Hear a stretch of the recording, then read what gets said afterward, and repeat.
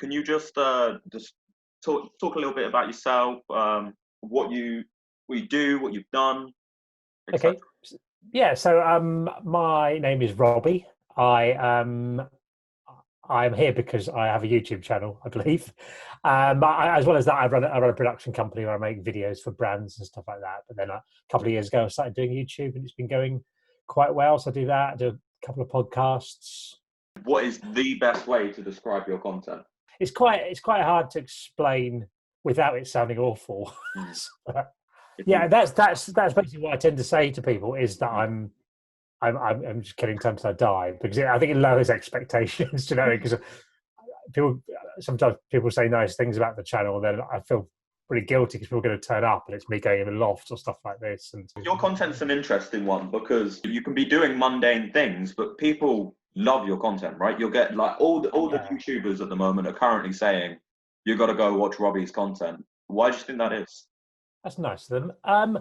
I think I'm quite good at making videos anyway. I've been doing it for years. I worked at Soccer AM at Sky Sports for 7 years, from 2000 to 2007, and I've been editing and since for like 20 years, and so I've been in edit suites and doing things. So I sort of know how to make something interesting. And a lot of the things I'm doing, if you do sort of corporate things, it can be quite dull things you're trying to make interesting. So I have to tell a story. And also, I think there's a lot of pressure that I didn't really have. I was talking about this on a podcast the other day, but when I started my first job at Tesco's, I'd never used the internet. The internet existed, but I was 18 before I first went on the internet.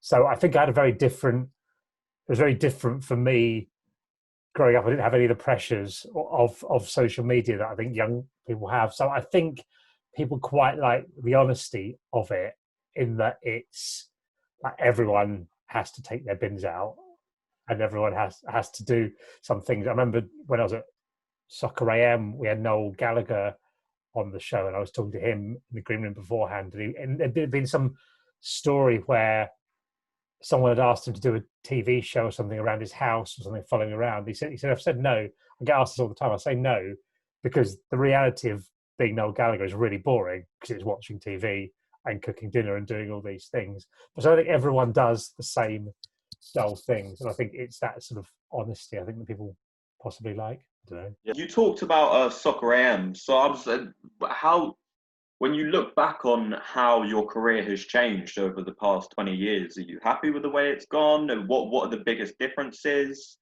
Is it wildly different?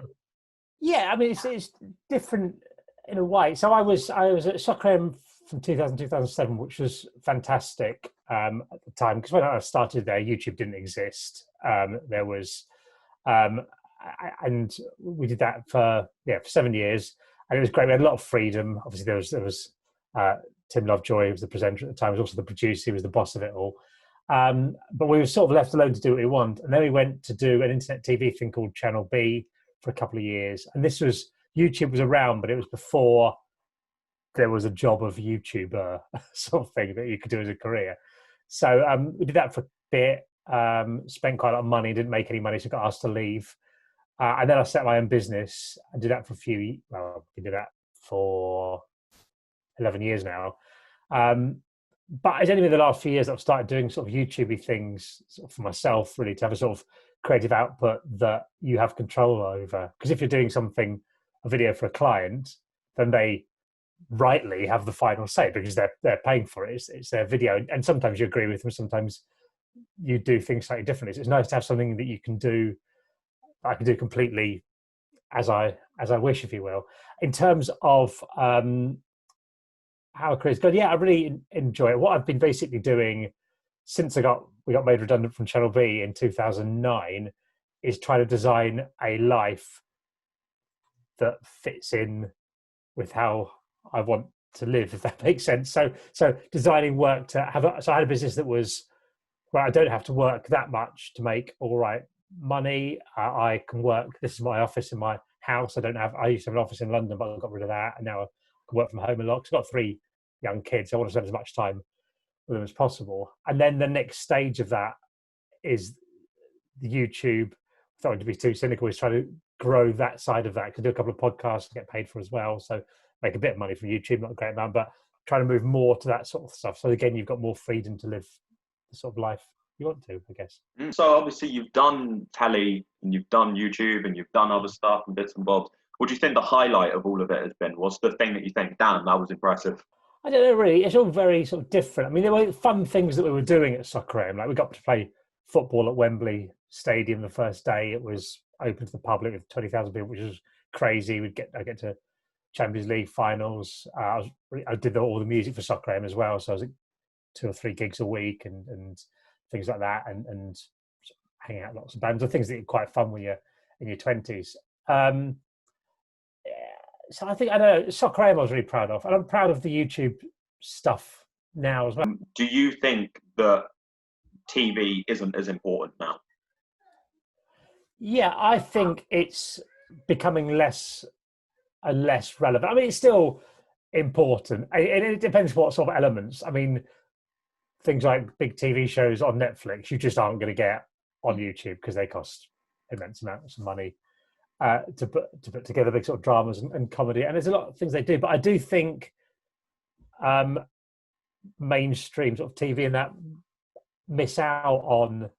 I don't understand the size of things. I don't get why people like Jack Meyers, a friend of mine, for example. I don't get why he's not a guest on TV shows or on Radio 4 or on these sort of things, in the same way that people who are much less popular, I mean, it's a weird word for it, but much less watched or much less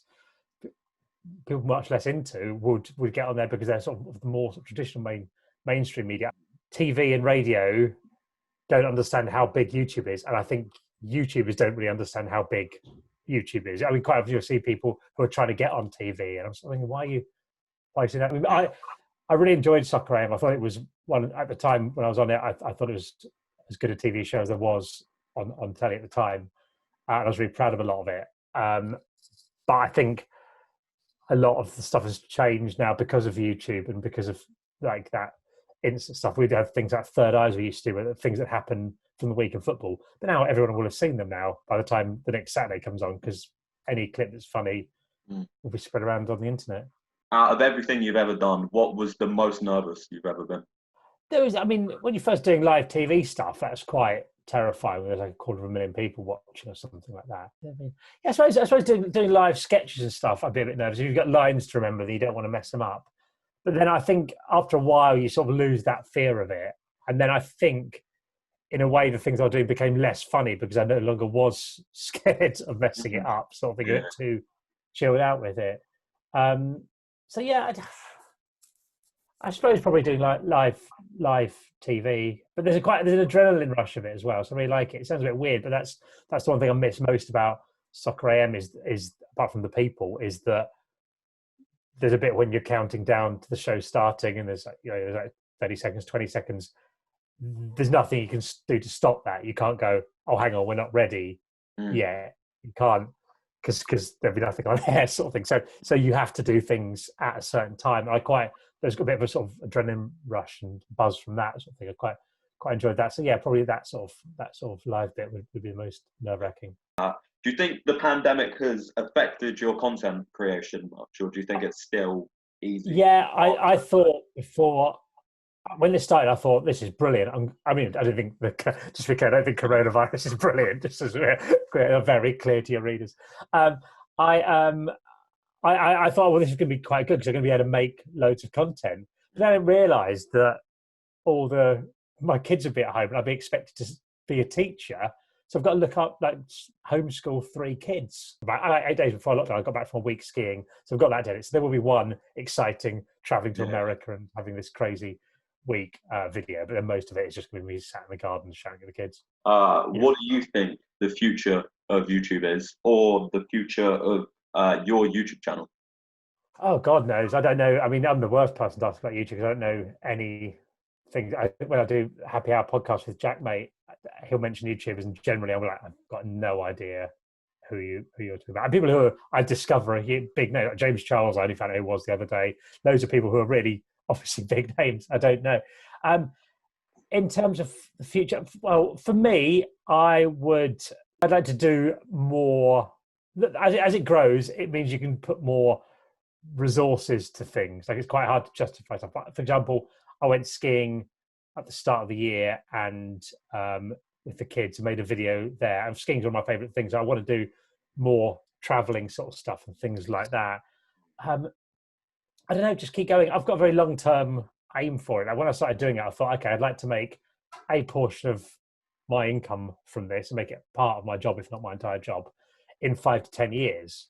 But so I think just long-term for me to try and make more of my income come from that so that I can dedicate more time to that. What I'd love to do is in the school holidays with the kids, take them off and go to a city somewhere else in the world for a month and just make videos there. It seems like people like seeing videos of your kids. The one where you took your son on the train, I looked at the comments of that video, and they were all really positive. Yeah, that was a really weird video because Jack had put me in a list of. He did a list of ranking YouTubers, and he put me. It was just me and KSI, but it was God tier. And he said, "Oh, by the way, I mentioned you in a video beforehand." He texted me. I started watching it. And I was like, "I hope he's not." I didn't think he'd have me. I thought he'd rather probably leave me out rather than have me. Hopefully it's not too horrific. But hopefully he'll put me in the like, top half or something like that. And he put me in that. And then I went from something like 6,000 to 60,000 subscribers in a few days. So that day I thought, I better do another video quickly and reference. I thought I'll put Jack May in the titles and people that make the link. And it did quite well. But I don't know why. I just did a sort of introduction thing in a few bits. This is what my channel is to new people. And then I filmed, like a month before, I'd filmed my kid in the train, going on trains. I thought, I'll just chuck this in as well. Sort of half edited it. I thought, I'll just do this. Anyway, it's a bit weird. I'll put it on sort of thing. But yeah, people did like that. And I did a video the other day of Arlo's 3rd birthday about the train. But people say, oh, it's really cute. Your kids are so lovely. I go, well, I'm only putting the bits on when they're nice. Like, whereas I'm saying I will put warts and all stuff of me, like I'm putting the boring bits, taking the bins out. I don't think it's fair to your kids to put them crying or anything like that. So they're going to look really happy. I don't know if you've noticed, but videos of kids on YouTube get insane views. Like, yeah. Why? I don't know what it is, but like all those unboxing videos make millions. There's Kinder Egg. My kids will watch like Kinder Egg, people opening Kinder Eggs. And like, oh, I've got this little toy. And you look at them, they've got like 1 billion views. Yeah. And I'm spending a week editing some skiing video. Yeah. And some woman in Korea is just going, oh, look, it's... You put a lot of... it seems like you put a lot of effort into your video. Do you never just think to yourself, oh, I could just easily just make a video where I just react to things on Reddit, or I show the kids opening things up and I can make a bunch of money off it? I'd much rather make something that I'm quite proud of and looks nice, and because I've got quite decent cameras for work and stuff like that, I can make things look all right, and I sort of know what I'm doing. So I'd rather make something I'm proud of than that. But don't get me wrong. I mean, I did a joke Kinder Egg opening video once that's on there somewhere of me doing that. So I will do things like that, but they've got to be slightly tongue in cheek rather than seriously trying to. You ever seen Will Smith or Jack Black's content on YouTube?